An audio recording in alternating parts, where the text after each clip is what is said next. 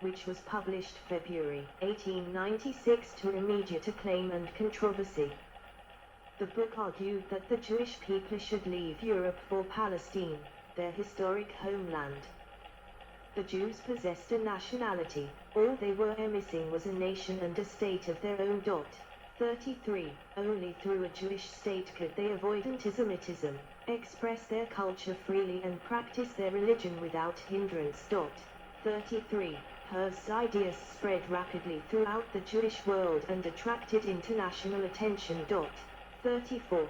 Supporters of existing Zionist movements, such as the Hofer Zion, immediately allied themselves with him, but he also encountered bitter opposition from members of the Orthodox community and those seeking to integrate in a Jewish society.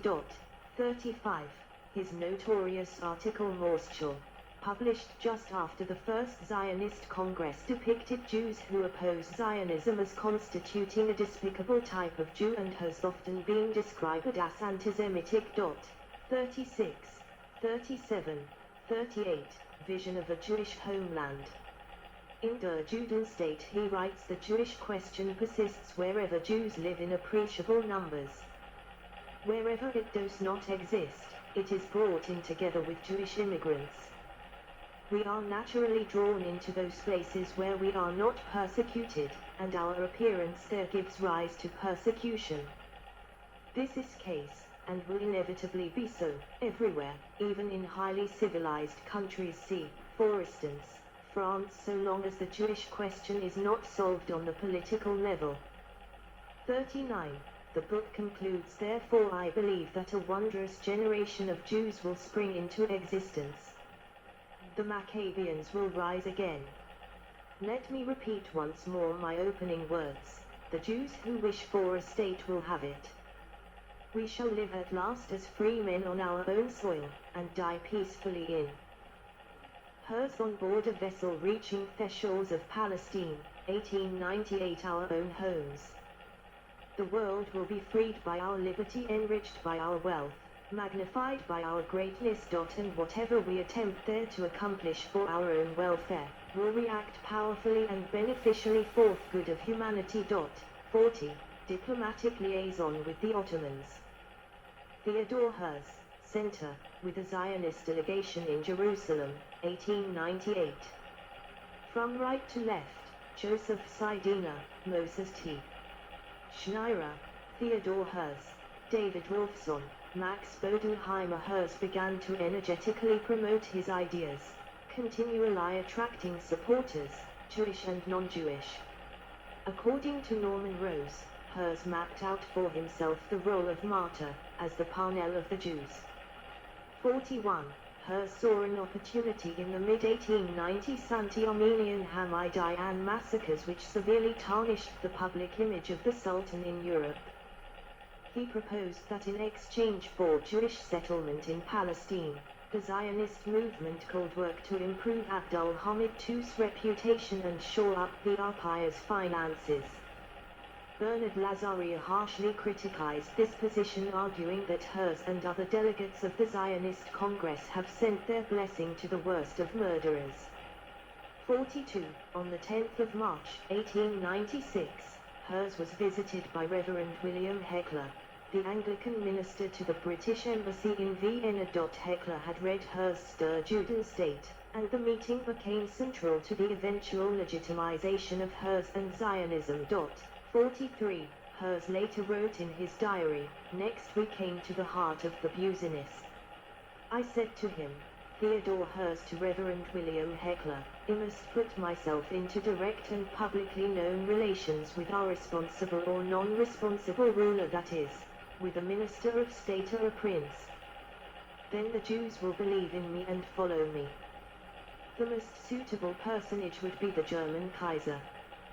44. Heckler arranged an extended audience with Frederick I, Grand Duke of Baden, in April 1896. The Grand Duke was the uncle of the German Emperor Wilhelm II. Through the efforts of Heckler and the Grand Duke, Herzl publicly met Wilhelm II in 1898. The meeting significantly advanced Herzl and Zionism's legitimacy in Jewish and world opinion. 45. In May 1896, the English translation of Der Judenstate appeared in London as the Jewish State. Herzl had earlier confessed to his friend Max Bodenheimer that he wrote what I had to say without knowing my predecessors, and it can be assumed that I would not have written it, Der Judenstate, had I been familiar with the literature. 46. In Istanbul, Ottoman Empire, the 15th of June, 1896, Herzl saw an opportunity. With the assistance of Count Philip Michael von Nevlinski, a Polish emigre with political contacts in the Ottoman court, Herzl attempted to meet Sultan Abdulhamid II in order to present his solution of a Jewish state to the Sultan directly. 47. He failed to obtain an audience but did succeed in visiting a number of highly placed individuals, including the Grand Vizier, who received him as a journalist representing the Neue Free Press. Herzl presented his proposal to the Grand Vizier. The Jews would pay the Turkish foreign debt and help Turkey regain its financial footing in return for Palestine as a Jewish homeland. Prior to leaving Istanbul, the 29th of June, 1896, Herzl was granted a symbolic Medal of Honor. 48. The medal, the Commander's Cross of the Order of the Megiddo, was a public relations affirmation for Herzl and the Jewish world of the seriousness of the negotiations. 5 years later, the 17th of May, 1901, Herzl met with Sultan Abdulhamid II, 49, who turned down Herzl's offer to consolidate the Ottoman debt in exchange for a charter allowing the Zionists access to Palestine. 50. Returning from Istanbul, Herzl traveled to London to report back to the Maccabeans, a proto-Zionist group of established English Jews led by Colonel Albert Goldsmith. In November 1895 they received him with curiosity, indifference and coldness. Israel Zangwill bitterly opposed Herzl, but after Istanbul, Goldsmith agreed to support Herzl. In London's East End, a community of primarily Yiddish-speaking recent Eastern European Jewish immigrants, Herzl addressed a mass rally of thousands on the 12th of July, 1896 and was received with acclaim. They granted Herzl the mandate of leadership for Zionism. Within 6 months this mandate had been expanded throughout Zionist Jewry.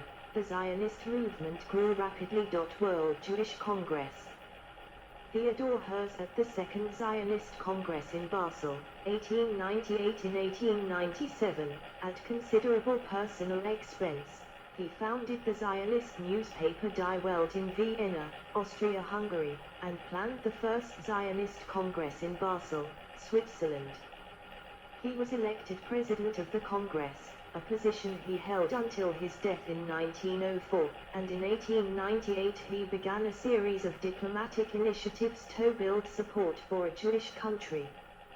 He was received by Wilhelm II on several occasions, one of them in Jerusalem, and attended the Hague Peace Conference, enjoying a warm reception from many statesmen there.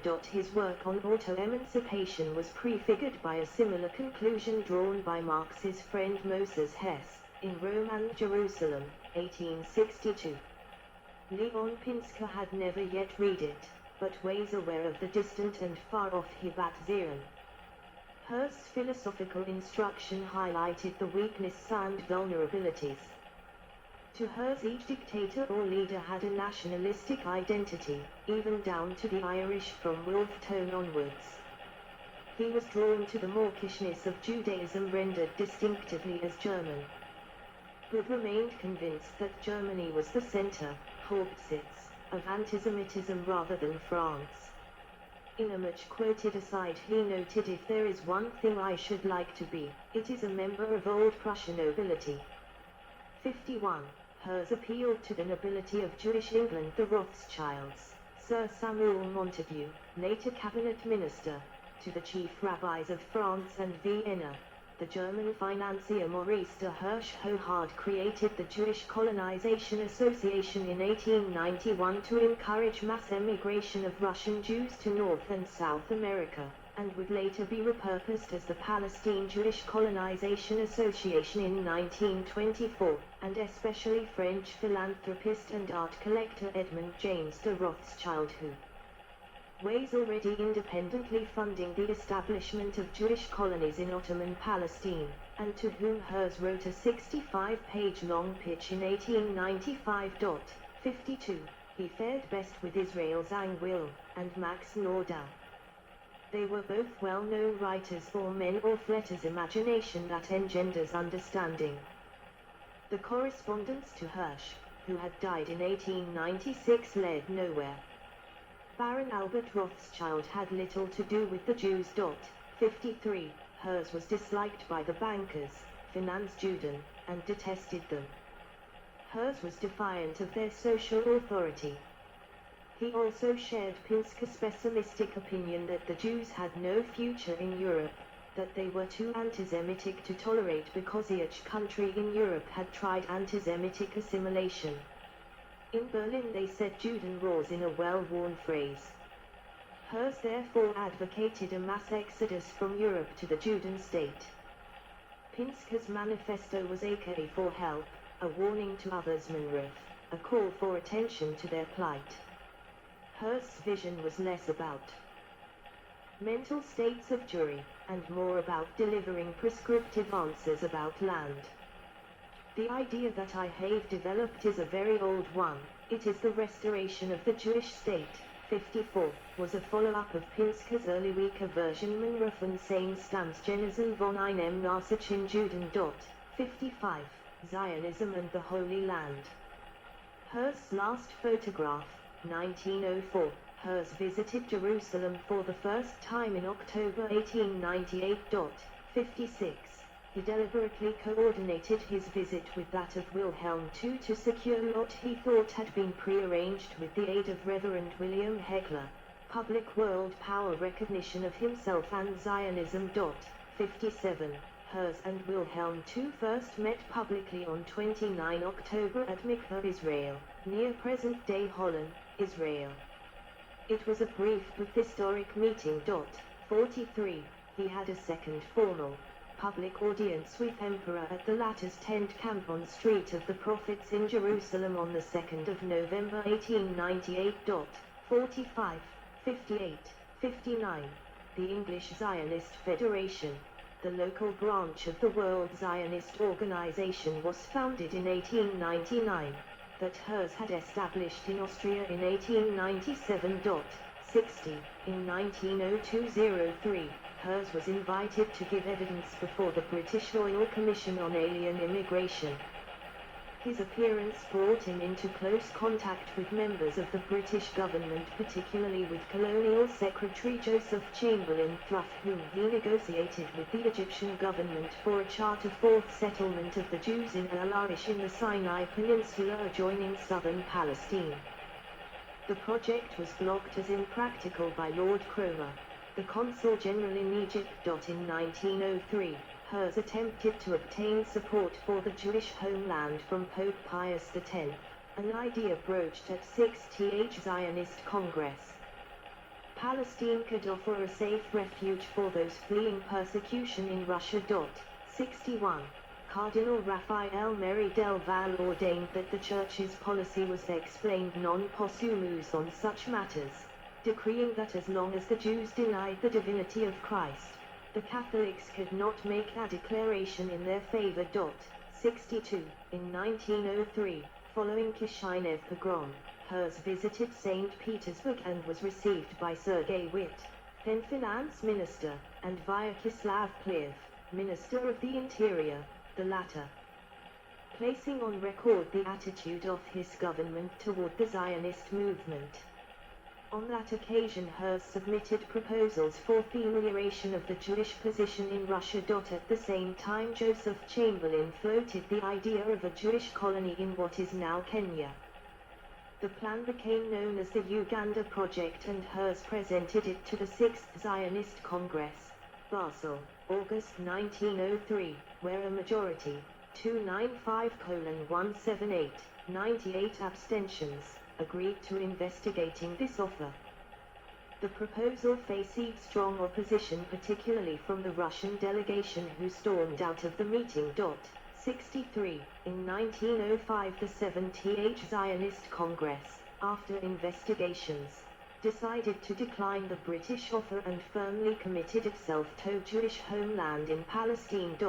64. A Himstatter homeland for the Jewish people in Palestine secured by public law.